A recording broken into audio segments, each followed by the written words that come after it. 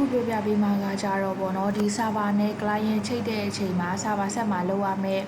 ဟာလေးရှိရပေါ့နော်အဲ့ဒါကတော့ဒီ firewall တွေပေါ့နော် Windows firewall တွေကို off ပေးရမယ်ပေါ့ဒီ firewall and network protection တွေကိုသွားရမယ်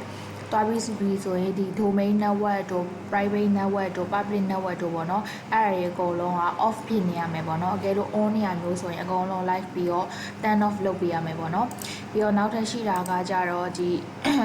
ပေါ့နော် control panel အောက်ကပေါ့ control panel အောက်ကဒီ category တွေက large icon အောက်ကပေါ့နော်ဒီ network and sharing center ပေါ့ network and sharing center တွေကလည်းအကုန်လုံး off ပေးရမယ်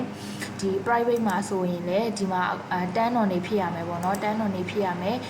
ဒီ gas or public မှာဆိုလဲဒါတွေက10 on နေဖြစ်ရမယ်ဒီ all network မှာဆိုရင်ဒီ sharing ကလည်း on ဖြစ်ရမယ်ပေါ့ဒီ password တစ်ခုကတော့ off လုပ်ပေးရမယ်ပေါ့နော်ဒီ off လုပ်ပြီးတော့ဒါ save change လုပ်ပေးရမယ်ပေါ့နော်ဒါကတော့ချိန်ပြီးသားမလို့ဒါလေးက main နေရပေါ့ပုံမှန်ဆိုရင်ဒါ turn off လုပ်လိုက်တယ်ဆိုရင်ဒီ save change လေးကိုနှိပ်လိုက်တယ်ဆိုရင်သူကရပြီပေါ့နော်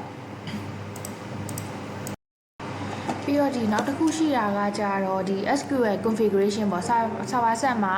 SQL တွေ install လုပ်လိုက်ပြီဆိုရင်ဒီ configuration manager ပါသွားတယ်ပေါ့အဲ့ဒီပါသွားတဲ့ထဲမှာပေါ့နော်ဒီ client protocol တွေပေါ့ဒီတစ်ခုချင်းစီကိုဝင်ပြီးတော့ဒီ client protocol တွေဆိုရင်ဒီ share memory တို့ TCP/IP တို့ name pipeline တွေက enable တွေအကုန်ဖြစ်ရမှာပေါ့အကယ်လို့ disable တွေဖြစ်နေတယ်ပေါ့နော် disable ဖြစ်နေတယ်ဆိုရင် right click ထောက်ပြီးတော့ enable လုပ်ပေးရမယ်ပေါ့နော်ပြီးတော့နောက်တစ်ခုချင်းစီပေါ့တစ်ခုချင်းစီလိုက်ဖြစ်ပြီးတော့ဒီအောက်မှာဆိုလဲ protocol မှာဆိုရင်လည်းအကုန်လုံးကို enable ထားပေးရမယ်ဒီအောက်ဆုံးက native client မှာဆိုလဲ client protocol ပေါ့နော်အကုန်လုံးကိုဒီ enable တွေထားပေးရမယ်ပေါ့နော်ပြီးရင်တော့ server set မှာကြတော့ဒီ PC name ပေါ့ PC name ကကြတော့ဒီ server set ဆိုရင် server တက် PC တို့ဘာလို့ထားပေးရမယ်ပေါ့နော်အကယ်လို့ server တက် PC မဖြစ်ဘူးပေါ့နော်နာမည်တွေကဟိုဖြစ်နေရဲဆိုလဲဒီ rename မှာတွားပြီးတော့ဒီ PC name ကိုချိန်ပြီးတော့ဒါ reset ချလိုက်ပေါ့အဲ့ဒါဆိုရင်ဒါ